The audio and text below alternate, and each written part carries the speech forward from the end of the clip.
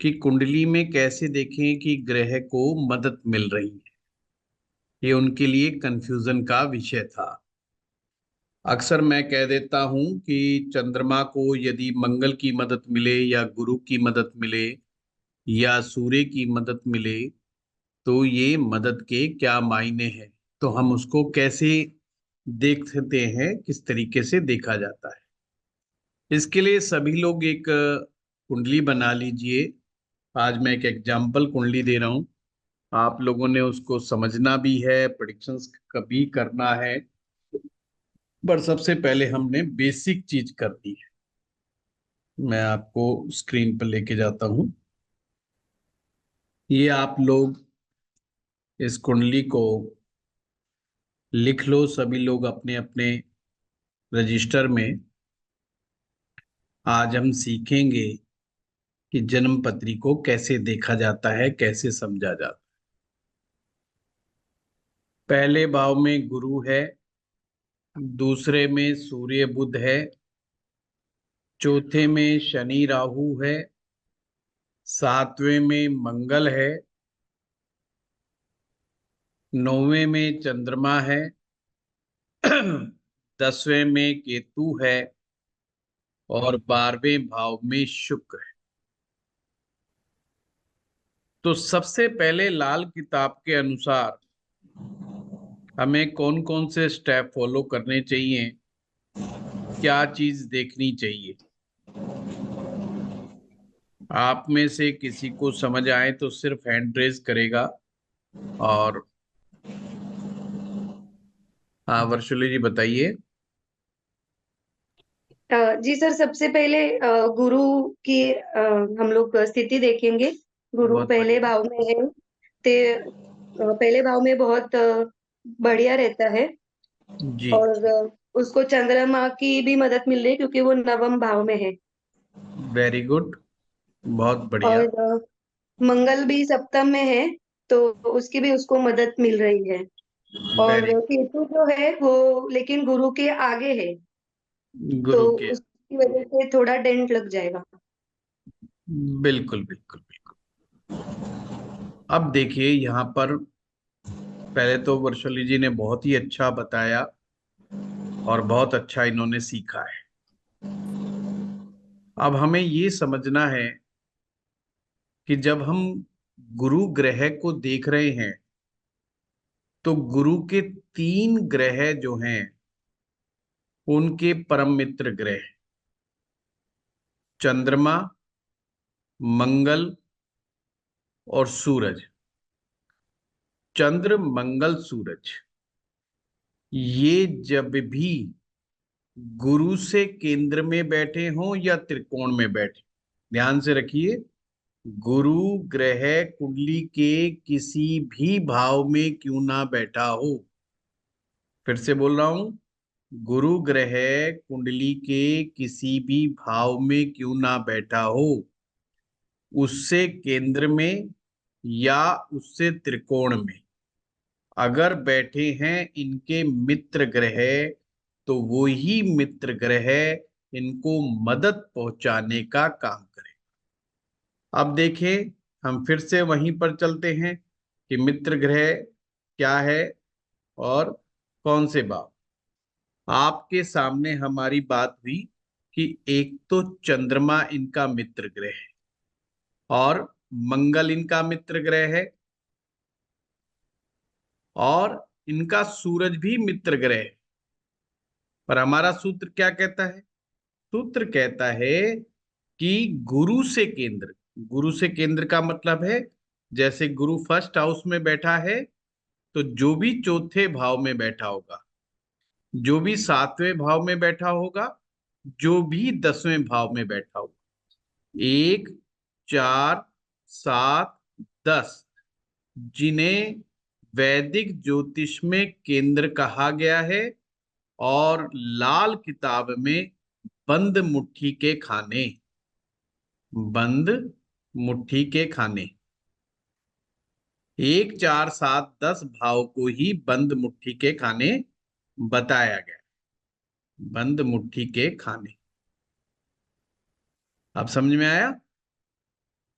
गुरु के जो भी मित्र ग्रह बंद मुट्ठी के खाने में आ जाएंगे, 1 में, 4 में, 7 में, 10 में, वो गुरु को मदद पहुंचाने का काम करेंगे। चाहे वो चौथे में बैठे, चाहे 7वें में बैठे, चाहे 10वें में बैठे। अब यहां पर केवल एक ही ग्रह है जो बंद मुट्ठी के खाने में बैठा है। कौन सा है? वो मंगल है। ये अब आपको समझ में आ गया, मंगल है। तो मंगल गुरु को मदद पहुंचाने का काम करेगा ही करेगा, यानी कि एक तरह से उसको सपोर्ट करेगा ही करेगा। दूसरा क्या था? गुरु जहां पर बैठा हुआ है उससे 5वें भाव में और उससे 9वें भाव में। 5वां ये भाव है और 9वां ये है जहां पर चंद्रमा बैठा हुआ है। 5वां भाव, 9वां भाव। अगर इन पंचम या नवम में भी गुरु का मित्र बैठा हुआ है तो निश्चित रूप से वह गुरु को मदद करेगा ही करेगा। अब इसके मायने क्या है, हम इसको कैसे समझें? यहां पर हमें क्या चीज समझ में आई कि कौन कौन से ग्रह हैं जो इनको मदद कर रहे हैं? तो हमारे पास 2 ग्रह ऐसे निकल के आए हैं जो डायरेक्ट खुलकर के सपोर्ट कर रहे हैं। कुछ ग्रह चुपचाप मदद पहुंचाते हैं कुंडली के अंदर, हम उनकी बात नहीं कर रहे। हम उनकी बात कर रहे हैं जो बिल्कुल स्पष्ट रूप से समझ में आ रहा है कि साहब ये 2 ग्रह तो हैं जो कुंडली में मदद पहुंचाने का काम कर रहे हैं। वो है चंद्रमा और मंगल। अब हम आगे बढ़ते हैं। हमारा काम था गुरु ग्रह को का अध्ययन करना कि कुंडली का गुरु कैसा है। तो जब भी ये दिमाग में हमारे प्रश्न आता है कि कोई ग्रह कुंडली में कैसा है, तो पहली चीज किस भाव में बैठा है। तो निश्चित रूप से वो कुंडली के तख्त पे बैठा है। तख्त यानी सिंहासन। फर्स्ट हाउस कुंडली का सिंहासन होता है। और मैंने अभी पिछली क्लास में बताया था, वर्षफल में या आपकी मेन कुंडली में जो भी ग्रह फर्स्ट हाउस में आ जाता है वो उस कुंडली का राजा होता है। वो बात अलग है कि राजा आपके लिए फेवरेबल है कि नॉन फेवरेबल है, वो बात अलग है। अगर राजा फेवरेबल होगा तो वो आपको जिंदगी में बहुत ऊंचाइयों पर लेकर के जाएगा, और राजा अगर अनफेवरेबल होगा तो वो आपके जीवन में समस्याएं पैदा कर सकता है। अब गुरु यहां पर लगन में आया है, तो लगन का गुरु कैसा हो? तो हमें देखना पड़ेगा ये पहला भाव किससे बनना है। तो सूरज से और मंगल से बना है। सूरज और मंगल दोनों ही गुरु के मित्र हैं। तो हम कहेंगे कि पहली परीक्षा में तो गुरुजी पास हो गए एकदम से, क्योंकि ये फर्स्ट हाउस में थे और फर्स्ट हाउस में ये किंग बन गए, बेस्ट प्लेस के ऊपर आ गए। तो गुरु बहुत अच्छा हो गया देखने भर से ही। अब हम आगे बढ़ते हैं अगले सूत्र पर। गुरु को और किस तरीके से डेंट लगता है उस बात पे चर्चा करेंगे।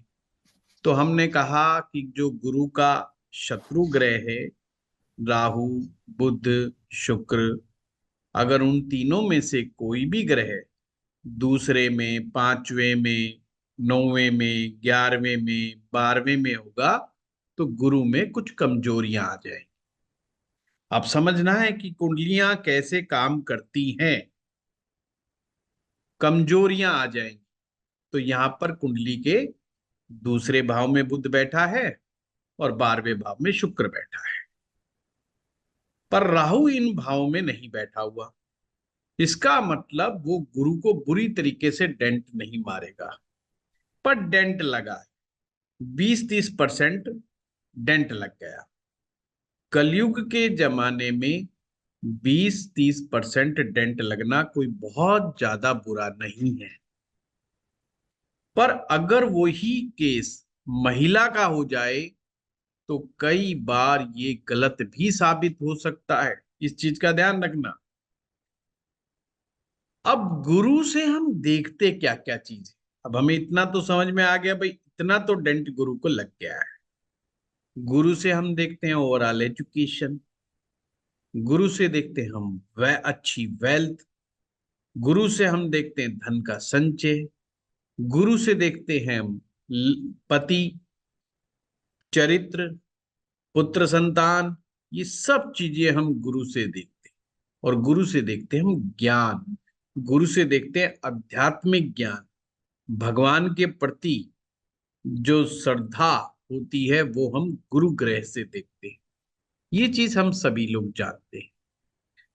अब जो डेंट लगा है, वो डेंट को क्या कोई पूरा करने वाली शक्ति भी है, यानी उस दोष का निवारण करने वाला भी कोई है? तो अब ध्यान रखिएगा, जब भी ग्रह को अपने मित्र ग्रह की मदद प्राप्त होती है तो वो काफी हद तक उस दोष को दूर कर देता है। तो पहले जो सबसे ज्यादा, बंद मुट्ठी के खाने को पकड़ो आप। बंद मुट्ठी के खाने में मंगल बैठा है, और मंगल गुरु को मदद देगा ही देगा। अब ये बात बेशक लाल किताब में नहीं लिखी, पर मैं आप लोगों को सिखा रहा हूं, आपको स्पेशल सिखा रहा हूं ताकि आपको प्रेडिक्शन करना आ जाए, आपको कुंडली का विश्लेषण करना आ जाए। ये चीजें कई बार बहुत स्पष्ट तौर पे लिखी नहीं जाती, पर की ऐसे ही जाती, बिना इसके कोई तोड़ नहीं है आपके पास। जब मंगल गुरु को मदद पहुंचाने का काम करेगा तो गुरु में ताकत आ जाएगी, क्योंकि मंगल ताकत का प्रतीक है, अथॉरिटी का प्रतीक है, और गुरु उच्च पद का प्रतीक है।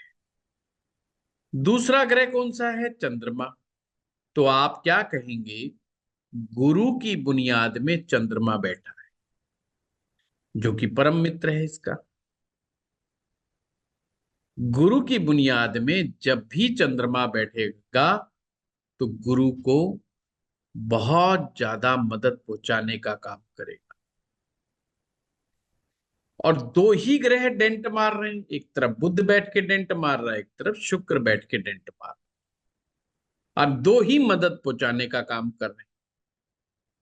तो जीवन में जब भी गुरु को कभी भी डेंट लगेगा बुध और शुक्र से, तो उसकी पूर्ति करने के लिए मंगल और चंद्रमा मदद देंगे।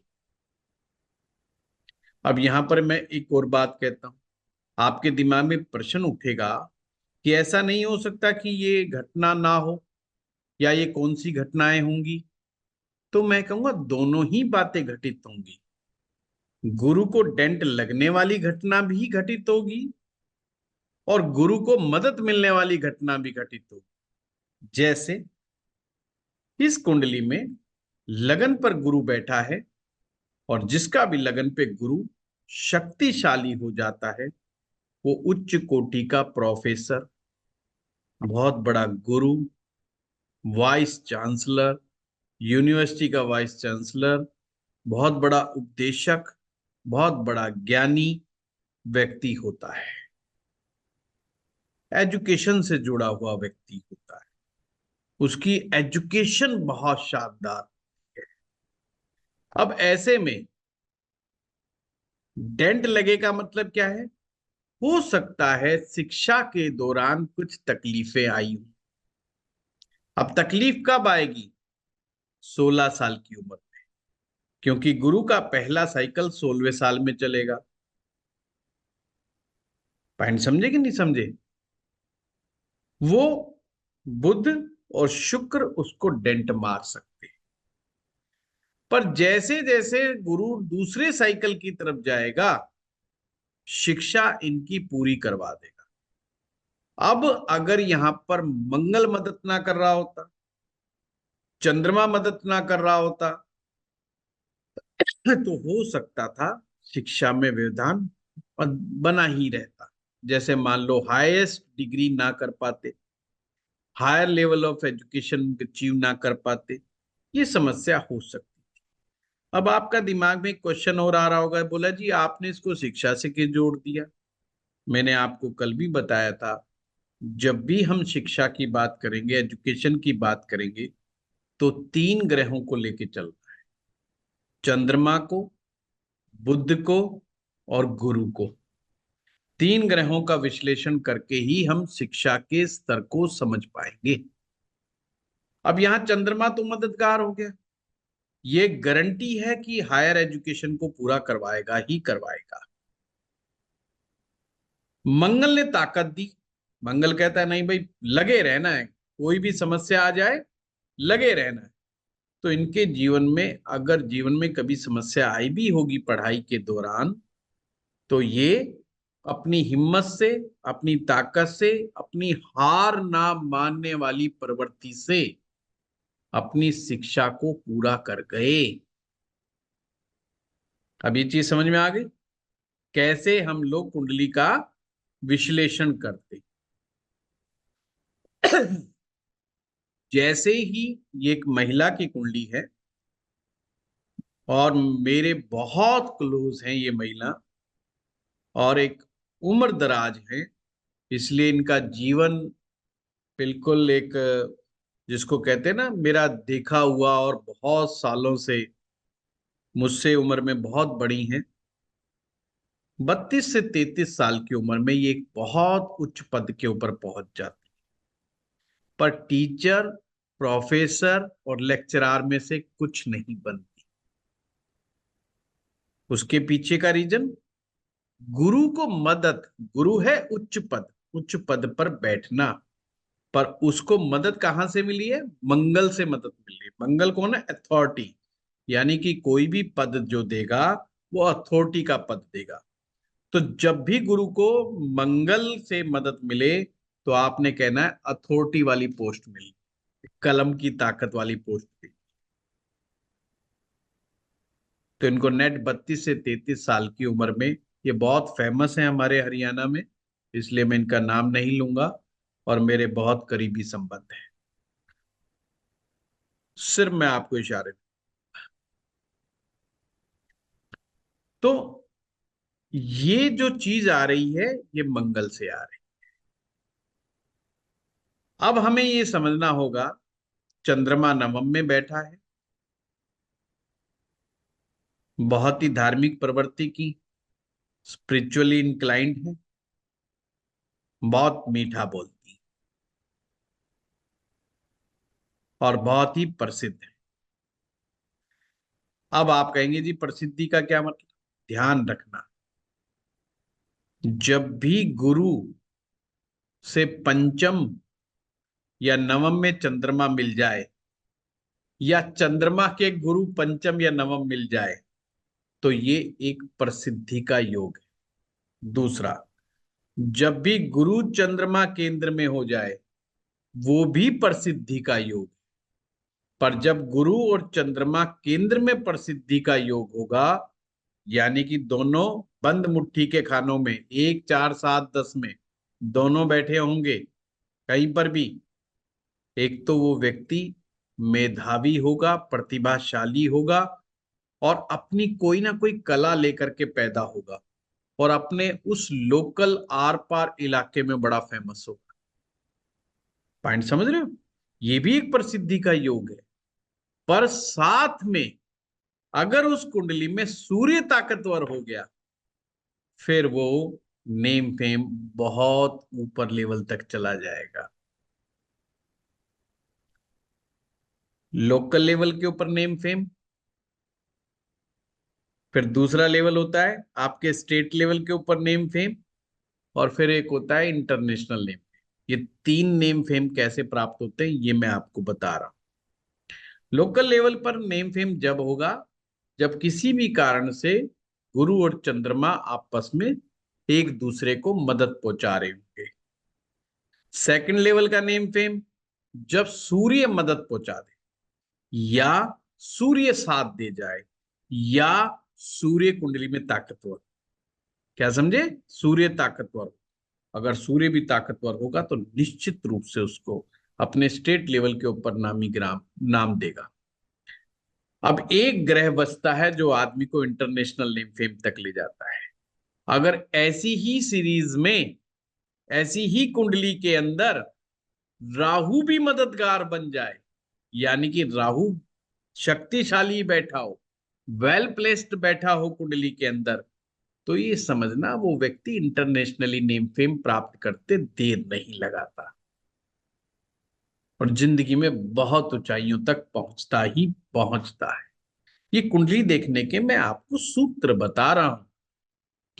जैसे अच्छा, अभी तक हमने क्या पढ़ा था कि सूर्य यश मान सम्मान पद प्रतिष्ठा देता है। तो आप कहेंगे क्या चीज बदल गई? नहीं, बिल्कुल नहीं बदली, ये देता ही देता है। पर जिनकी कुंडलियों में गुरु और चंद्रमा का भी आपस में जोड़ बनता है उनको भी नाम मिलता है। पर वो लोग क्या होते हैं? या तो वो बहुत अच्छे अध्यापक होंगे जिनका गुरु चंद्रमा का साथ होगा, या कोई पॉलिटिशियंस होंगे, या वो कम्युनिटी में काम करने वाले होंगे, समाज सुधारक होंगे, बहुत अच्छे विचारक होंगे, बहुत अच्छे लेखक हो सकते हैं, कोई बहुत अच्छा कलाकार हो सकता है, कोई ना कोई प्रतिभा का धनी जरूर उसके अंदर मिलेगा। चीज समझ में आ गई आप लोगों के? इतना। अब हम अगले चीज पे जाते हैं। आप में से कौन बताएगा कि इनकी कुंडली का शनि ग्रह कैसा है? लगाइए दिमाग। सूत्र खोल के दे दिए, ये कोई नहीं बताता इस तरीके से। सर शनि और राहु तो फोर्थ हाउस में नहीं, कुछ मतलब नेगेटिव कुछ नहीं करते हैं। मैंने पूछा है आशु जी, आपने बहुत अच्छा बताया। पहली बात तो आपने हाँ बहुत जी। सही सूत्र याद किया है आपने कि शनि और राहु दो ग्रह ऐसे हैं जो माँ की कसम खा करके बैठे कि हमने इस भाव में पाप नहीं करना। मैं बोलूंगा अभी पाप नहीं करने का मतलब यह है कि हमने यहाँ पर ये भाव जिन चीजों से रिलेटेड है। अब ये किसकी बात कर रहे हैं?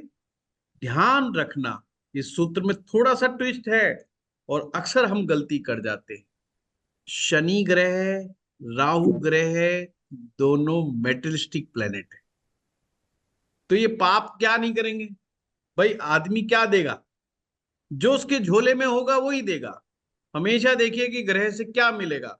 ग्रह के झोले में, ग्रह के थैले में जो चीज है आपको देने के लिए, ग्रह वही देगा ना, दूसरी कोई चीज नहीं देगा।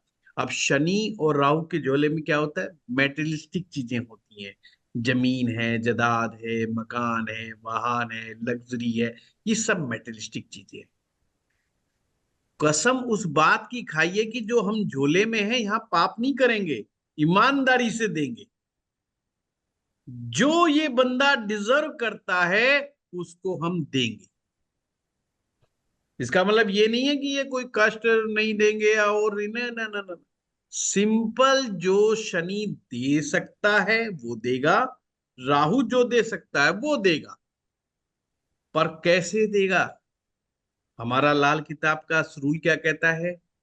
पहले देखो कि मित्र ग्रह मदद भी पहुंचा रहे हैं कि नहीं पहुंचा रहे। भाव से मत समझ लेना कि कोई ग्रह कमजोर बैठा है कि ताकतवर बैठा है, वो गलतियां मत खा जा। क्योंकि यहां पर वैदिक ज्योतिष की तरह आपके पास डिविजनल चार्ट्स नहीं है वहां जाकर के सर्च करने के लिए। जो कुछ है आपका इस D1 चार्ट के अंदर ही रखा हुआ है। सब कुछ आपने यहीं से ही ढूंढ के निकालना है और उसी की टेक्निक को सीख गए तो समझ जाओगे। सिंपल सी बात है। तो ये तो क्लियर हो गया कि जमीन जायदाद मकान वाहन के मामले में ये दोनों ग्रह चौथे भाव में तंग नहीं करेंगे। पर अगर क्वेश्चन यही आ जाए कि पर कितना देंगे? अगर हम मकान की बात कर ले, चलो जमीन जायदाद की ही बात कर ले, शनि मकान देता है, कितने दे? तो कैसे पता करें? तो उसका सूत्र क्या होगा?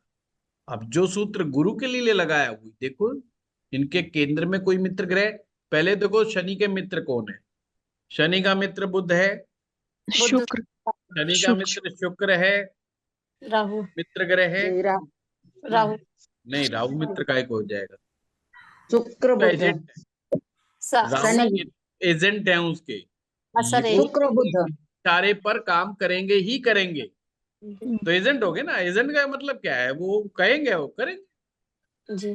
और करेंगे जब जब बॉस ताकतवर होगा। तो बॉस कौन है? बॉस शनि है। तो हमने तो ये देखना है शनि को ताकत मिल रही है कि नहीं मिल रही है। और शनि को ताकत जब मिलेगी जब इसके मित्र केंद्र में होंगे, या उससे पांचवें में होंगे। तो गिनो, कोई है ऐसा कुछ सूत्र? नहीं सर, नहीं है। शुक्र लेकिन शुक्र है गुरु जी। गुरु है शुक्र गुरु। गुरुजी, 9वें में बैठा है गुरुजी। गुरुजी, हाँ, शुक्र का उच्च का है। पकड़ा। जी शुक्र गुरु, 9वें में बैठा है। गुरुजी। और बुध भी दूसरे भाव में अच्छा माना जाता है। नहीं, वो अलग चीज है, वो अलग चीज है। अभी अपन सूत्र पे अड़े रहना है।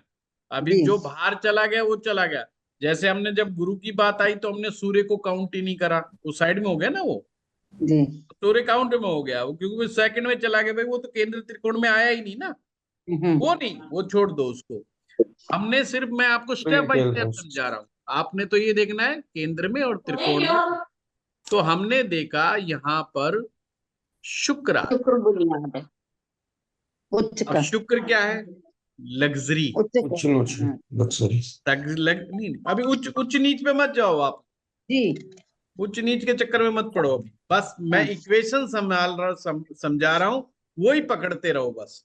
बुनियाद। उच्च नीच अपने आप क्लियर होते शनि चले की जाएंगे बुनियाद आप। में है सर। बुनियाद में आया सर। बुनियाद बुनियाद में है में सर, बैठा है। ध्यान जी हेल्प रखिए, करेगा।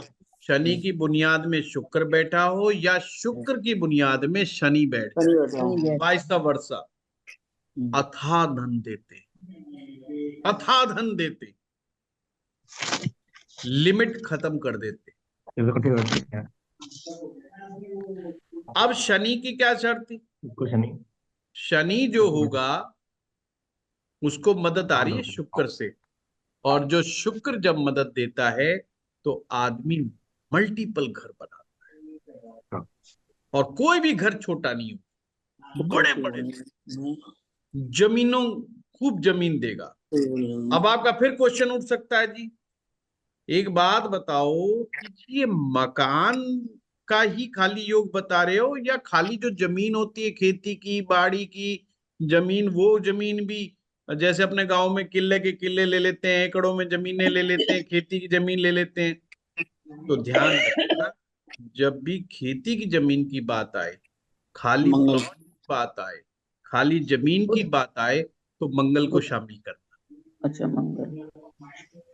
अब मंगल को देखना, क्या मंगल उससे केंद्र में बैठा है? यानी उसके बंद मुट्ठी के खाने में मंगल आता है?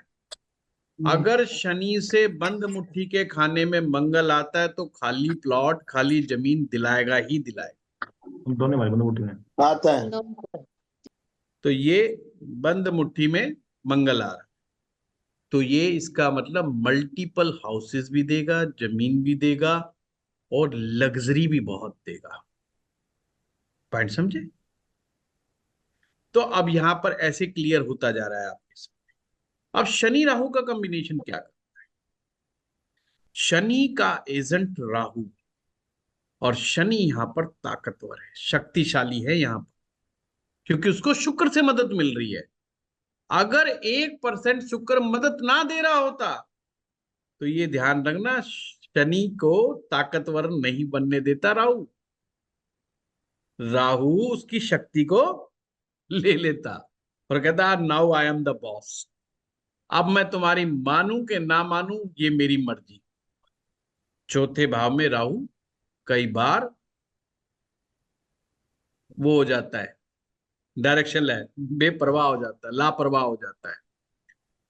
अब यहां पर दूसरा क्वेश्चन उठता है कि क्या गुरुजी ऐसे व्यक्ति की मानसिक स्थिति कैसी हो?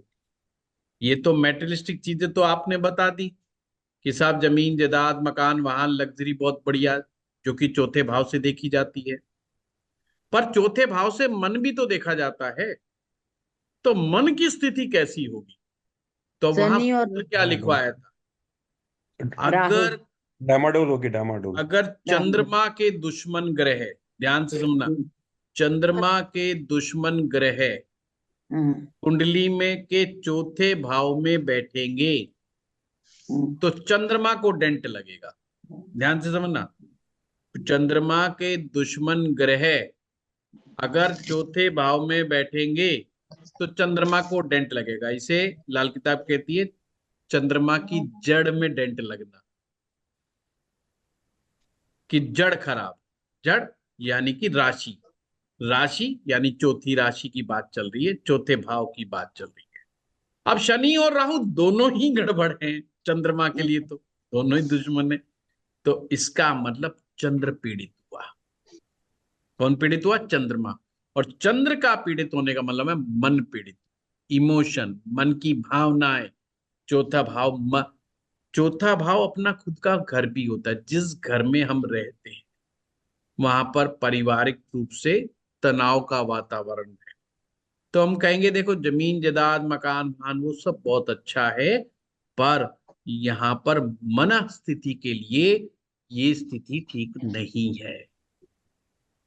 क्लियर हुई बात? सिंपल। देखो जी देखा कैसे जाता है, क्योंकि चंद्रमा को अगर हम देखें तो चंद्रमा चौथे भाव को ही, कहां बैठा? वो नवम भाव में बैठा है। नवम भाव में जब बैठा है तो टक्कर मारेगा कि नहीं मारेगा? चौथे को टक्कर मारेगा। कहां जी टक्कर मार रहा है वो? राहु और शनि को टक्कर मार रहा है। ये टक्कर का मतलब क्या हुआ, और टक्कर से नुकसान किसका हो रहा है? बार बार हमेशा ध्यान चंद्रमा रखना। एक साइकिल वाला बहुत तेजी से आता है और खड़ी कार के अंदर टक्कर मार, या एक ट्रक में टक्कर मार, तो और साइकिल बार का बार उठाता है साइकिल और जोर से तेजी से आता है और फटाफट टक्कर मारता है, और उसको लगता है कि मैं इस ट्रक को डेंट मार दूंगा। तो चंद्रमा में तो पावर है नहीं कि शनि राहु को डेंट मार दे। समझना बात को। तो इसका मतलब क्या हुआ? ये कुंडली दिखा रही है कि व्यक्ति जीवन में बार बार इमोशनल डेंट खाए। खाएगा, और डेंट कहां से खाएगा? शनि से खाएगा, राहु से खाएगा। राहु से खाएगा। अब बंदा समझना चाहता है ये शनि कौन राहु कौन? राहु होता है अनजान व्यक्ति जो आपका अचानक से प्यारा बन जाता है। आपका रिश्ता कुछ नहीं है उससे, है बाहर का आदमी, पर वो आपका दोस्त बन गया, और इतना प्यारा दोस्त बन गया कि यार रातों रात, अरे साहब हम तो तुम्हारे लिए ही हैं बस जिंदा, उस टाइप का दोस्त। राहु वो कहते हैं कि हमारे परिवार का नहीं है, हमारी जाति का नहीं है, हमारे मजहब का नहीं है। वही व्यक्ति जीवन में बार बार डेंट। शनि कौन होता है? शनि होते हैं हमारे ताऊ, चाचा, ये शनि होते। या और शनि कौन होगा जिनका ताऊ चाचा नहीं होगा? नौकर, जो उनके नीचे काम करने वाला व्यक्ति, वो नौकर होगा। तो खतरा कहां से आ रहा है? इमोशनल डेंट कहां से आ रहा है? या तो नौकर से, या खुद के चाचा ताऊ से, या बाहर का वो व्यक्ति जो हमारी जाति का नहीं है, हमारे परिवार का नहीं है, पर हमारा परम मित्र बनकर के साथ साथ घूम रहा है, हमारे छाया। शनि और राहु दोनों छाया ग्रह होते हैं, वो हमारी छाया की तरह हमारे साथ चलते हैं। पॉइंट समझे? तो यहां पर हमें पता चल गया साहब इमोशनल डेंट लग रहा है। आप इनसे रिलेटेड कोई भी क्वेश्चन दिमाग में लेकर के आओगे, उसी का आंसर आप कुंडली के माध्यम से दे सकते। अब सर हमारे इसका लाल मतलब ये किताब में हुआ, कहते हैं, मैं क्या करें? सर इसका मतलब ये हुआ कि मतलब ऐसा जरूरी नहीं कि जो ग्रह टक्कर मारे मतलब जिसको टक्कर लगे उसी का नुकसान होगा, ऐसा जरूरी नहीं है। जो खुद की टक्कर ताकत मार भी रहा है देखनी उसका भी पड़ेगी। नुकसान हो सकता है। हाँ बिल्कुल, वो देखा जाता है उसमें दम कितना है, उसका ताकत कितना है। अब किसी बलशाली ग्रह को मारेगा तो कैसे, उसको थोड़ी कुछ फर्क पड़ना। सर वैसे तो लेकिन चंद्र नवम है, तो नवम तो गुरु का भाव है, तो चंद्र खुद बलशाली होना चाहिए था। चंद्रमा को डेंट मार रहा है? नहीं, ये चीज में कंफ्यूजन में मत आना। ये एक एक पॉइंट, जब भी आप कोई प्रश्न अलग रखोगे उसकी टेक्निक अलग हो जाएगी।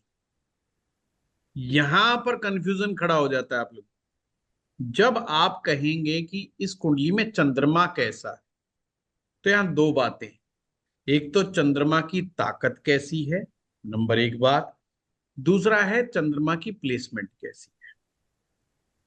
अगर हम बात करेंगे चंद्रमा की प्लेसमेंट कैसी है तो हम कहेंगे एक्सीलेंट, क्योंकि वो 9th हाउस में गुरु के भाव में चला गया। पर क्या वो चंद्रमा अंदर से ठोस है, मतलब उसका अंदर से ताकत है, मना शक्ति, मानसिक शक्ति स्ट्रांग है? क्योंकि गुरु के भाव में गया है तो मानसिक शक्ति स्ट्रांग होनी चाहिए।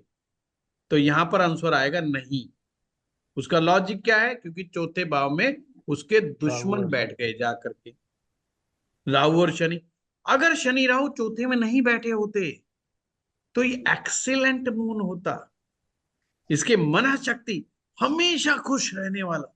ध्यान रखना, जिसका भी चंद्रमा नवम भाव में बैठा हो और अंदर से वो चोट ना खा रहा हो, ग्रह अंदर से चोट खाया हुआ, ग्रह अंदर से चोट कब खाएगा? ध्यान से समझना, जब उसका दुश्मन ग्रह उसको टक्कर मारे या उसकी जड़ में कोई उसका शत्रु ग्रह बैठे या उसकी बुनियाद में कोई शत्रु ग्रह बैठे। जड़ जब भी मैं नाम लूं तो समझ लेना राशिनाथ, यानी कि उसके राशि, जैसे कर्क राशि का स्वामी चंद्रमा होता है। तो जब कहे चंद्रमा की जड़, इसका मतलब कर्क राशि चौथा भाव। मंगल की जड़ कौन सी है? पहला भाव और आठवां भाव मंगल की जड़ है। बुध की जड़ कौन सी है? तीसरा भाव, छठा भाव। तो ऐसे ध्यान में रखना है। शुक्र की जड़ कौन सी है? दूसरा भाव, सातवां भाव। यानी कि अगर शुक्र की जड़ में शुक्र के दुश्मन ग्रह बैठे होंगे, शुक्र का दुश्मन मैंने क्या बताया? राहु बताया, सूरज बताया, चंद्र बताया, उसकी जड़ में बैठे होंगे। यानी राहु शुक्र चंद्र या तो दूसरे में बैठ जाएं या सातवें में बैठ जाएं, तो डेंट किसको लगेगा? शुक्र को। ये जड़ का कंसेप्ट, ये हमेशा ध्यान रखना। तो चंद्रमा की जड़ में बैठने से ये चंद्रमा को दिक्कत आ गई। तो जब चंद्रमा को अंदर से चोट लगेगी तो मतलब मन को चोट लग रही है, बाहर से कोई चोट नहीं है उसको, बाहर से किसी प्रकार की चोट नहीं है। और उल्टा वो चोटिल हुआ भी गुरु को मदद पहुंचा रहा है। हाँ सर, वो क्योंकि कैसे? वो हाँ, वो कैसे जब वो पहुंचाएगा, वो खुद? पहुंचाएगा, वो उसका इक्वेशनली नवम में बैठा है ना, बहुत हाँ अच्छा सर, बैठा। लेकिन वीक है ना, तो वो गुरु को कैसे उसकी पहुंचाएगा? प्लेसमेंट अच्छी है। देखो, दो चीजें होती हैं विशाल जी। एक होता है हमारी, हर ग्रह, नौ के नौ ग्रह दो तरह से काम करते हैं। एक तो मानसिक स्तर पर इफेक्ट पैदा करते हैं, यानी हमारे मनोस्थिति पे कोई ग्रह क्या इफेक्ट पैदा करता है। दूसरा उसका फैक्टर होता है कि वो मेटेरियलिस्टिक लाइफ में हमारे लिए क्या इफेक्ट क्रिएट करता है। दोनों में अंतर होगा और दोनों अलग अलग होंगे। जैसे यहाँ पर चंद्रमा मनस्थिति के लिए अच्छा नहीं है, पर मेटेरियलिस्टिक चीज के लिए बहुत अच्छा है। मेटेरियलिस्टिक चीज जो है डिपेंड करती है उस ग्रह के नेचर पर और उसकी प्लेसमेंट पर। जैसे हमने डिफाइन किया शनि और राहु को, कि शनि राहु की प्लेसमेंट अच्छी है, किसके लिए? मेटेरियलिस्टिक चीज के लिए। क्योंकि वो कसम खा के बैठे हम यहाँ गड़बड़ नहीं करेंगे, पर उन्होंने मानसिक रूप से डेंट मारने की कसम नहीं खा रखी। वो मारेंगे, वो उसको वहां पे वो करेंगे गड़बड़। इसी प्रकार से चंद्रमा जब नवम में बैठेगा, चंद्रमा क्या है? हमारा लिक्विड कैश मनी। हम कहते हैं लिक्विड कैश मनी हमारा मून है। तो कहां बैठा है? नवम में। लिक्विड कैश की कोई कमी नहीं, दिक्कत देगा। और देनी इसको दिक्कत क्या नहीं थी? इसको मानसिक दिक्कत भी नहीं देनी चाहिए, पर चूंकि वो वहां से डेंट खाया पड़ा हुआ है तो इसलिए हो गया। तो प्लेसमेंट जब भी होगा तो आपने मेटेरियलिस्टिक चीजों को देखना है, प्लेसमेंट वो बताएगी। जैसे अब यहां मैं शुक्र की बात करता हूं, ये बात में ही आ गई। शुक्र कहां बैठा है? 12वें में। 12वां भाव क्या हो गया? ये उसकी प्लेसमेंट है शुक्र की। तो हम लाल किताब में क्या कहेंगे? भाई शुक्र तो उच्च का है, यानी प्लेसमेंट उच्च की हो गई। तो उच्च का क्या मिला? मेटेरियलिस्टिक चीज। मेटेरियलिस्टिक चीज, नॉट रिलेशन। रिलेशन की कोई गारंटी नहीं है। रिलेशन की गारंटी क्यों नहीं है?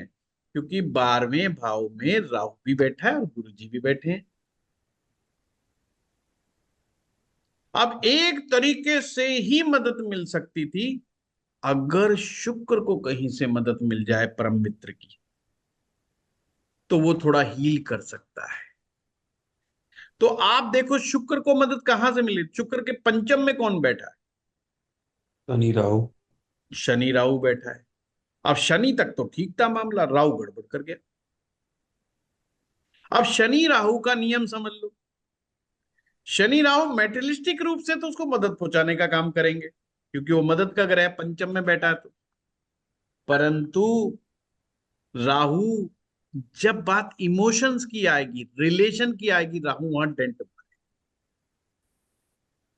क्योंकि 12वें भाव में क्या है? 12वें भाव में जगीर राहु की, और यहां से राहु जी महाराज चौथे में उसकी जड़ में बैठा, जो कि शुक्र का शत्रु है।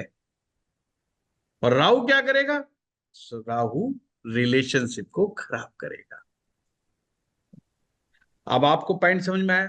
हर बुक क्या कहती है? हर बुक कहती है शुक्र 12वें का बहुत उत्तम, पर यहां पे सीन ट्विस्ट आ गया। उत्तम है, लग्जरी के लिए बहुत उत्तम हुआ। अगर यहां पे राहु नहीं बैठा होता और खाली शनि बैठा होता चौथे में, वो फिर हील करता, वो रिलेशन को खराब नहीं। जो राहु से उसको शुक्र को डेंट लग रहा है उसको भी हील कर देता, क्योंकि शनि का ही तो एजेंट है शुक्र।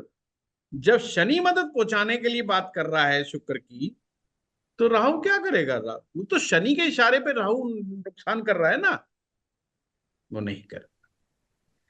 ऐसे ग्रह का ऐसे चीजें देखिए, माइंड क्रिस्टल क्लियर हो रहे। शुक्र को इमोशंस का ग्रह भी कहते हैं, क्योंकि ये जल तत्व है। शुक्र जल तत्व है, चंद्र जल तत्व है, और जल तत्व का संबंध हमारे इमोशन से और रिलेशनशिप से होता है। अब यहां दो ग्रह जल तत्व के, चंद्रमा वो भी अंदर से पीड़ित, शुक्र वो भी जल तत्व वो भी अंदर से पीड़ित। तो आदमी की मनोस्थिति क्या होगी? मनस्थिति चंद्रमा से आ रही है, वो भी खराब है, और शुक्र से मन स्थिति जो आती है वो रिलेशन के कारण आती है। जब भी रिलेशन अच्छा ना होने से मानसिक स्थिति पर जो इफेक्ट पड़ता है, वो शुक्र की वजह से पड़ता है। जिन लोगों के रिलेशन बहुत अच्छे होते हैं, उन लोगों की मनस्थिति अपने आप ठीक होती है।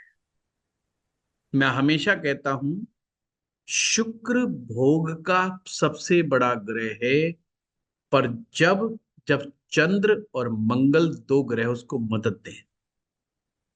अगर चंद्र मंगल मदद नहीं देंगे तो आदमी भोगने में कामयाब नहीं हो पाएगा। अब यहां क्या समस्या हो गई कि भोग नहीं पा रहा, कि अभी तक कुंडली में तो ये निकल रहा है कि यार लग्जरी बहुत है, जमीन जायदाद बहुत है, मकान महान बहुत है, पैसा बहुत है, लिक्विड कैश की कमी नहीं है, पर बार बार आ रहा है जी मन से दुखी है। क्यों दुखी है? पता करो क्या कहानी क्या हुई। तो आपने चंद्र मंगल को देखना है। जब आप मंगल को देखने बैठे, आपने देखा अरे शुक्र तो टक्कर मार रहा है उल्टा मंगल को। शुक्र मंगल को 8वीं टक्कर मार रहा है, ये तो कहानी उल्टी हो गई। अब टक्कर मार रहा, अब नुकसान किसका हो रहा है वो बात अलग है, पर एक चीज निश्चित हो गई कि मदद नहीं मिल रही है कम से कम। तो मंगल सपोर्ट नहीं कर रहा है, और मंगल के पास भोगने के लिए शारीरिक शक्ति मंगल देता है। शुक्र को भोगने के लिए जो शारीरिक शक्ति की आवश्यकता होती है, वो एनर्जी, वो ऊर्जा मंगल से आती। अब जो चीज आ रही है वो कहां से आ रही है? वो चंद्रमा से आ रही है। कैसे आ रही है? चंद्रमा से गिनना शुरू करो। शुक्र कहां बैठा है, या शुक्र से चंद्रमा गिन लो। क्या वो बंद मुट्ठी के खानों में आता है? देखो बंद मुट्ठी के खाने में आता है कि नहीं? केंद्र में आता है गुरुजी। आ जाता है, यानी बंद मुट्ठी के खाने में आता है। आता है सर। यानी शुक्र को चंद्रमा की मदद मिल रही है, पर मंगल की मदद नहीं मिल रही। आदमी ये सोच के तो बड़ा खुश है कि मेरे पास हर चीज है, लग्जरी। इस बात को जब सोचता है तो बड़ा अंदर से खुश होता है, पर उसको एंजॉय करने का समय नहीं, टाइम नहीं है, या शारीरिक शक्ति ही नहीं। शारीरिक शक्ति का मतलब मैं यहाँ पे कुछ थोड़ा समझा दूं, कंफ्यूज मत होना। एक शक्ति तो शारीरिक आप समझते ही हैं, दूसरी एक है कि जैसे भगवान ने आपको काजू बादाम खाने की ताकत दे दी, बढ़िया ड्राई फ्रूट्स, बढ़िया एक से एक लग्जरी डिलीशियस फूड खाने की आपको परमात्मा ने परमिशन ये दे दी कि पैसा बहुत दे दिया। पर उसी समय पता चला, डॉक्टर साहब ने कहा कोलेस्ट्रॉल बढ़ा हुआ है, शुगर आ चुकी है। कोलेस्ट्रॉल बढ़ा हुआ है तो काजू बादाम ज्यादा नहीं खाने, उनमें कोलेस्ट्रॉल होगा। घी देसी बिल्कुल नहीं खाना है, या बहुत थोड़ा मात्रा में खाना है दिखा दिखा के डब्बे के चारों तरफ घुमा लिया करो बस रोटियों को, ऐसे ही खाना नहीं, कोलेस्ट्रॉल बढ़ा हुआ है। फलानी चीज से शुगर बढ़ जाएगी, फलानी चीज से ये हो जाएगा, उससे बीपी हो जाएगा, उससे फलाना हो जाएगा। अब सारी चीज गड़बड़ा गई। बोला डॉक्टर साहब क्या खाना चाहिए? भाई सब्जियां खाओ, खाली सूप पियो, उबली हुई सब्जियां खाओ, ये मत खाओ, वो मत खाओ, फलाना मत खाओ, ढिमकाना मत खाओ, इतने बजे खाओ, इतने बजे के बाद मत खाओ, इतनी से ज्यादा कैलोरी खाना ही। अब घर में खीर बनी है ड्राई फ्रूट्स की, वो खा ही नहीं सकता। तो हमने क्या समझे बात को, कि भोगने की शक्ति मंगल ने हार ली। मंगल कौन था? पेट की राजधानी। मंगल कौन था? जिसमें पचाने की क्षमता है बहुत जबरदस्त। मंगल ने साथ नहीं दिया, अब लग्जरी पड़ी रहेगी शारीर से। तो ऐसे देखा करते कुछ, ठीक है। इसी तरीके से इस नियम को आप हर ग्रह के ऊपर लगा करके देख सकते हो कि कौन से ग्रह से कौन सा ग्रह कहां पर मदद पहुंचा रहा है, कौन सा नहीं पहुंचा रहा है। केतु ग्रह दशम में बैठा हुआ बहुत अच्छा है, उच्च पद देता है, बहुत बड़ी पोस्ट पोजीशन देता है। केतु झंडा है, केतु ब्रांड है, केतु कम्युनिटी का सरताज है, बहुत अच्छा है। अब आप देखो ये केतु क्या पद देगा, तो कैसे देगा बताइए, गिनो। है कोई पांचवा नौवा केतु से? सर सन मरकरी है केतु से 5वां। बिल्कुल। आप ये देखो, ये मदद का ग्रह बना। क्या सन और मरकरी मदद देंगे केतु को? देंगे सर। देंगे सर, बिल्कुल देंगे, देंगे आपने गुरु जी। सही कहा। पर मदद तो देनी पड़ेगी। और सन कौन है? सन पिता राजा। होता है, सन गवर्नमेंट होती है, आपकी सरकार होती है, तो पद सरकार के द्वारा दिया जाएगा। अच्छा आप ये बताओ, क्या ये सरकारी नौकरी लगेगी? लगना नहीं चाहिए। सर, लगनी नहीं चाहिए लगेगी सर। ध्यान सर। रखना, ध्यान रखना, 6th हाउस। जब कुंडली स्ट्रांग हो जाती है, ध्यान रखना, जब कुंडली स्ट्रांग हो जाती है, फेमस कुंडलियां जो होती हैं उनकी सरकारी नौकरियां नहीं, हमेशा ध्यान रखना। ये सर मोदी जी ने कब तक नौकरी की? नहीं की ना। अक्सर जो फेमस लोग होते हैं उनकी नौकरी लगती किसी के है। अंडर नहीं रह सकते। नहीं नहीं रह तो सकते हैं, लगती ही नहीं उनकी। अच्छा। हाँ, मेरी भी नहीं लगी आज तक सरकारी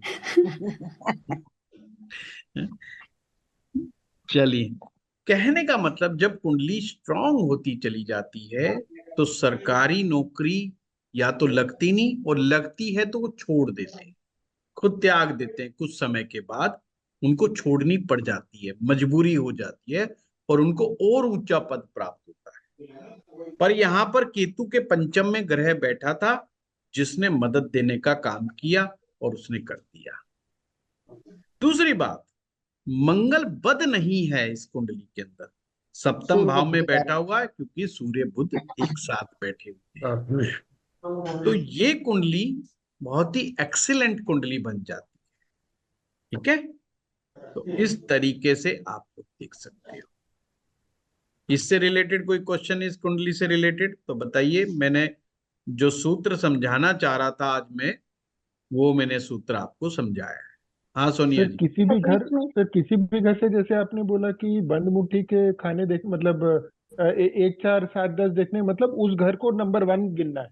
नंबर 1 गिनना है, जिसको आप अध्ययन कर रहे हो। पहली बात तो सबको मत पकड़ो एक साथ, हाँ। वन बाय वन पकड़ो। जैसे हमने पकड़ा, सबसे पहले गुरु पकड़ लिया, कोई भी एक ग्रह सेलेक्ट कर लो, उसी को फिर नंबर 1 मानो, उसी से 1 4 7 10 गिनो, उसी से 5 गिनो, उसी से 9 गिनो, फिर देखो उसको टक्कर कौन मार रहा है, वो किसको टक्कर मार रहा है, उसकी जड़ में कौन बैठा है, जड़ का मतलब उसकी राशि में कौन बैठा है, उसकी बुनियाद में कौन बैठा है। बुनियाद आप समझ गए 9वां। मदद कहां से आएगी, मदद का मतलब ये है, वहां दुश्मन भी बैठा होगा तो मदद करनी पड़ेगी, वो उसको डेंट नहीं मार सकता। कौन सी मदद, अब दुश्मन मेटेरियलिस्टिक मदद जरूर करेगा, और कुछ करे ना करे। जैसे राहु ने शुक्र की मदद की, राहु क्या करता है, राहु लिमिट खत्म कर देता है, यानी लग्जरी की कोई लिमिट ही नहीं। ये मतलब ही नहीं बनता कि आपके घर में आप सोफा 2.5 लाख रुपए का आएगा या 5 लाख का आएगा या 50 लाख। अब वो उनके मूड पे है कि भाई मैंने 50 लाख खर्चने के 20 लाख खर्चने, मूड आ गया तो खर्च दिए, पैसे की तो कोई कमी है ही नहीं ना, तो लग्जरी की लिमिट नहीं। तो राहु हमेशा लिमिट को खत्म कर, इसलिए वो लिमिटलेस है, वो सीमाओं के परे है, सीमाओं के बंधन से पार है। जब भी राहु अच्छी इक्वेशन में बनता है किसी भी ग्रह से, उस ग्रह के लिए वो लिमिट बंधन तोड़ देता है। तो केवल आपने वही नहीं देखना कि साहब ये कुंडली में कहां बैठा है, बहुत सारी टेक्निक्स हैं जो अक्सर स्टूडेंट कई बार नहीं सीखते, या जल्दबाजी, या टीचर नहीं सिखाते, दोनों ही बातें। सर राशि जो आपने बताया, राशि तो मतलब जो एक्चुअल राशि है काल पुरुष लगन की, कुंडली की, वो काल पुरुष की, बस लाल अच्छा किताब में काल की। पुरुष की, वो मतलब अपन ने उसमें नहीं उस ग्रह कंसिडर को, कर। नहीं नहीं, जब भी बुध की जड़ की बात आएगी तो तीसरा और छठा भाव ही आएगा, जब नहीं भी मतलब शुक्र की उसमें अपने बात आएगी तो को, दूसरा और 7वां ही भाव आएगा। उसमें अपने को वो ग्रह नंबर 1 पकड़ के नहीं काउंट करना है, नहीं नहीं नहीं, वो काल नहीं पुरुष के नहीं, हिसाब से करना। बिल्कुल। 1 4 7 10 गिनना है ना गुरुजी? हाँ सीधा ग्रह से 1 4 7 10 गिन लें। जी जी जी जी जी। गुरुजी मेरे को ये पूछना था, जैसे राहु सैटर्न इस कुंडली में 4th हाउस में बैठे हैं और यहाँ से 9वां वीनस है, अगर वीनस की जगह मर्क्यूरी होता तो तो भी मदद अच्छा पहुंचाता रिजल्ट है। होगा? हाँ हाँ, बिल्कुल बिल्कुल बिल्कुल। किसके लिए अच्छा होता, शनि राहु के लिए अच्छा होता, अच्छा, क्योंकि उनका तो मित्र है ना। ओके, तो वो शनि राहु और नेगेटिव बुध, असर नहीं देंगे? देखो नियम समझो, कुंडली में बुध 12वां नीच का माना जाता, और बुध नीच का हो जाता, इसका मतलब दिमाग से कमजोर, या फाइनेंस के मामले में कमजोर, कैलकुलेशन के मामले में कमजोर, मेमोरी के मामले में कमजोर, ये माना जाता। पर ऐसे में शनि अगर चौथे में बैठ करके, क्योंकि 5वें में शनि बैठ, तो बुध को शनि की मदद मिल जाती, और जैसे ही बुध को शनि की मदद मिलती है या शुक्र की मदद मिलती है तो उस ग्रह में जान आ जाती। यही तो ओके, होता है, कुछ लोगों के 12वें में बुध बैठने के बावजूद वो इंटेलिजेंट होते हैं, सॉफ्टवेयर का काम कर रहे होते हैं, और सॉफ्टवेयर में बहुत आगे बढ़े होते हैं, बड़ा अच्छा पैसा कमा रहे होते हैं, आईटी के फील्ड के अंदर होते हैं या बैंकिंग में होते हैं, अकाउंट्स बड़ा अच्छा जानते हैं, मेमोरी बहुत अच्छी होती है, और स्टूडेंट बेचारा कंफ्यूज हो जाता है कि गुरुजी ने बताया लाल किताब में तो बुध जो है नीच का होता है, और हर यस, आदमी कह रहा है बुधवार में बैठा नीच का। अच्छा, कहीं तो आज एक बेचारा क्लाइंट मुझसे फोन पे उस पे बात कर रहा था, जूम मीटिंग पे, वो कहता है जी उन्होंने खाना नंबर इसका उपाय कराया, खाना नंबर इसका। अरे भाई, उपाय ऐसे होता ही नहीं, ये चेक तो करो ग्रह खराब कर असर कर भी रहा है कि नहीं कर रहा, खाम खाई तुम उसके पीछे पड़ गए। अच्छे खासे ग्रह की तुमने मटिया डुबोने के तुले पड़े हो, तुम रूल कोई फॉलो नहीं कर रहे हो। कोई भी साइंस हो, सबसे पहले वो डायग्नोज करती है कि बीमारी आ कहां से रही है। आप होम्योपैथ के पास जाएं, आप कहें जी मेरे जीभ में छाला हो गया, कहेगा अच्छा कॉन्स्टिपेशन है क्या, गैस बन रही है क्या, तला फला खाया था क्या, ज्यादा मिर्च वाला खा लिया क्या, तो 4 बात पूछेगा नहीं पूछेगा।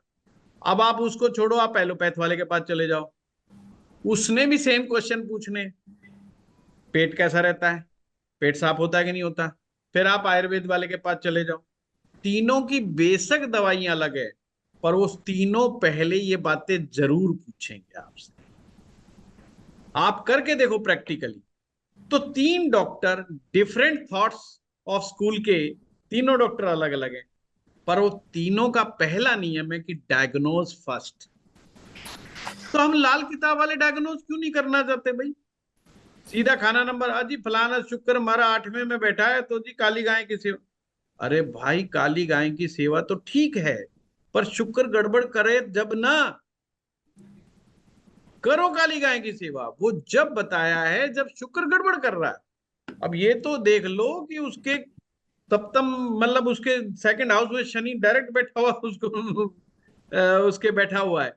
अब जब शुक्र को फर्स्ट मानेंगे तो शनि तो बिल्कुल direct उसका परम मित्र है, उसको मदद पहुंचा रहा है, उसके रुपए पैसे की कमी नहीं।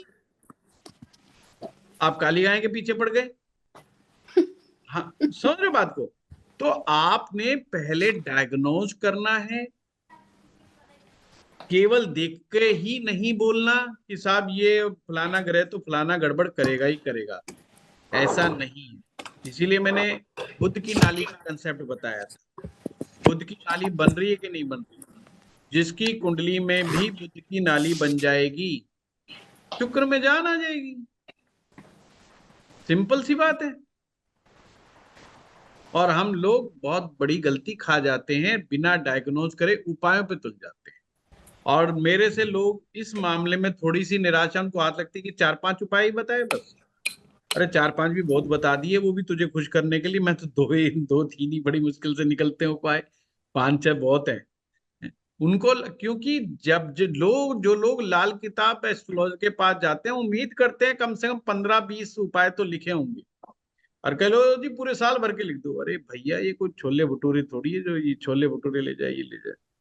ये साइंस है, आपस में क्लैश कर जाती हैं चीजें, फिर तो उनको रिजल्ट्स नहीं मिल रहे होते हैं। वो चीजें मतलब लोगों के अंडरस्टैंडिंग का एक बहुत बड़ा एक इशू है हमारे साथ। और कुछ लोग बड़े जोश में आ जाते हैं कि साहब ये तो एकदम से साइंस बदल देगी, उपाय करेंगे और चमत्कार हो जाएगा। चमत्कार नहीं होगा भैया, सिंपल सी बात है। चमत्कार जब होगा जब टाइमिंग ठीक होगी, आपकी रेमेडी ठीक होगी, आपका डायग्नोज ठीक होगा, तो चमत्कार घटित होगा।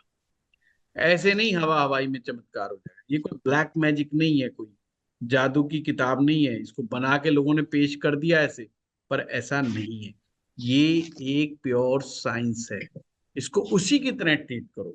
फर्स्ट ऑफ ऑल प्लैनेट को डायग्नोज करो, फाइंड आउट करो ये प्रॉब्लम पैदा कर रहा है तो किस एरिया में प्रॉब्लम पैदा कर रहा है।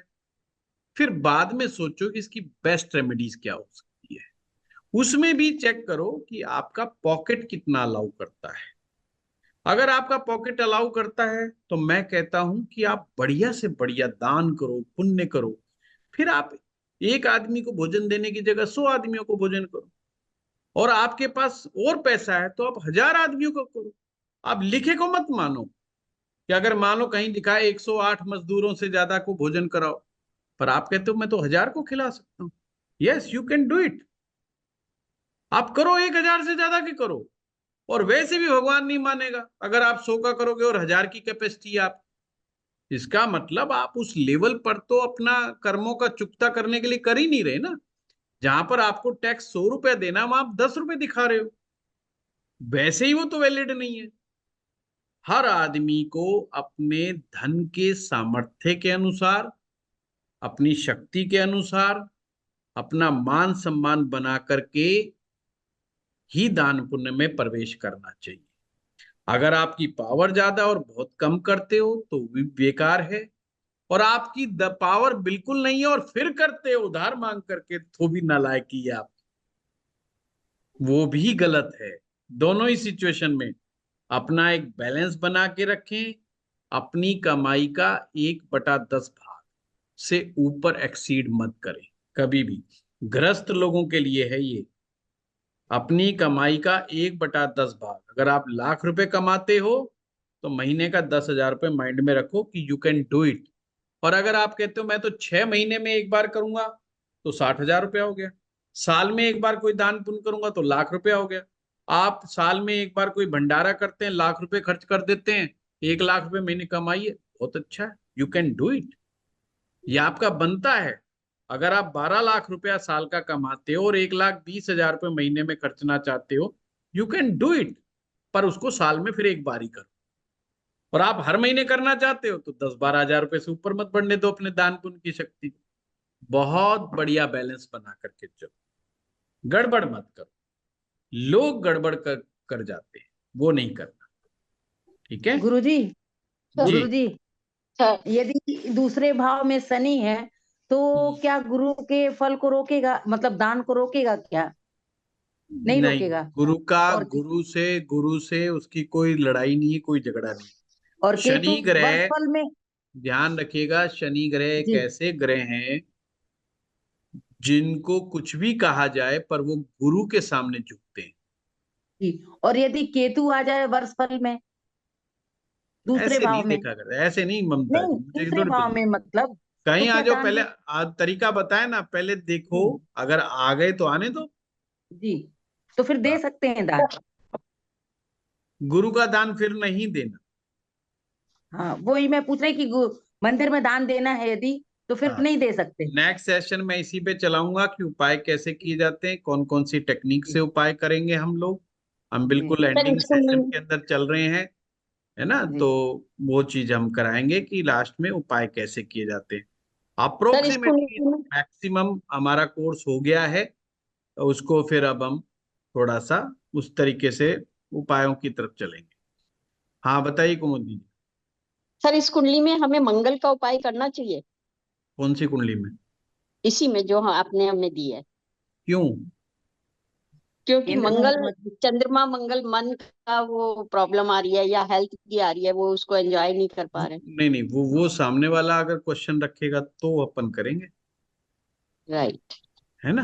देखो, बिना मतलब किसी को कभी भी बिना तकलीफ जाने या समझे कभी जी किसी को रेमेडी मत दो। जी क्या पता जो आप सोच रहे हो वो उस तकलीफ से गुजर ही ना रहा हो।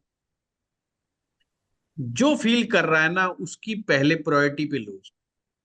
जैसे आप डॉक्टर के पास जाते हैं, आप डॉक्टर को कहते हैं सर में दर्द हो रहा है, डॉक्टर साहब कुछ करो, और डॉक्टर बार बार पीछे पड़ा रहे, नहीं पेट के दर्द का बता पहले, तो पेट का दर्द ठीक हुआ कि नहीं हुआ? नहीं जी, पेट का तो नहीं है। नहीं, पेट की गोली भी तो देनी पड़ेगी, जब सर में दर्द है तो पेट में भी तो आ सकता है। वो बंदा परेशान है, वो कह रहा है यार सर का दर्द के लिए आया हूं, पेट का तो दर्द ही नहीं मेरे पास। होने को तो कुछ भी हो सकता है, तो वो काम मत करो। वो कहते हैं ज्योतिष में नियम है, फील, फेल्ट, फाउंड। फीलिंग को चेक करो। वो कौन बताएगा? वो सामने वाला बताएगा कि उसको फील क्या हो रहा है। उसकी बात सुनने के बाद आपको क्या फील आ रहा है कि क्या प्रॉब्लम हो सकती है प्लेनेट से। फिर थर्ड है स्टेज फाउंड, कुंडली में चेक करो। अपनी फीलिंग को साइड में रख दो, 1 मिनट के लिए फीलिंग लेनी है। अच्छा, ये कह रहा है मेरा वाइफ से झगड़ा है, इसका मतलब शुक्र का प्रॉब्लम। अब ये एस्ट्रोलॉजी की फीलिंग है, एस्ट्रोलॉजर की। पर यकीन मत करो, चेक करो कि क्या शुक्र का वास्तव में झगड़ा है या कुछ और ही बात है। फाउंड, पाया क्या? हो सकता है बंदा सही तरीके से एक्सप्लेन ही नहीं कर पा रहा हो आप, हो सकता है बंदा गलत बोल गया हो सकता है कई बार लोग ड्रामेबाजी कर जाते हैं, झूठ बोल जाते हैं। तो आपने फाउंड को मानना है, निष्कर्ष पे पहुंचना है। फाउंड, फील, फेल्ट, फाउंड, ये चीज हमेशा याद रखो। फील आएगा जो सामने वाला बता रहा है, जो बोल रहा है उसे बोलने दो, उसे रोको मत। जो रोता है रोने दो, हंसता है हंसने दो, अच्छे से अच्छा बोलता है अच्छे से अच्छा बोलने दो। वो उसका है मैटर, उसकी बारी। फिर खुद समझो कि क्या हो सकता है। फिर कुंडली में देखो, सारे सूत्र लगा करके ये कितना ठीक बोल रहा है, सब कुछ ठीक मिले, फिर गिव रेमेडीज। फिर रेमेडीज दो और समझा दो उसे। ये है तरीका सही काम करने का। ठीक है, चलिए, धन्यवाद आप लोगों का।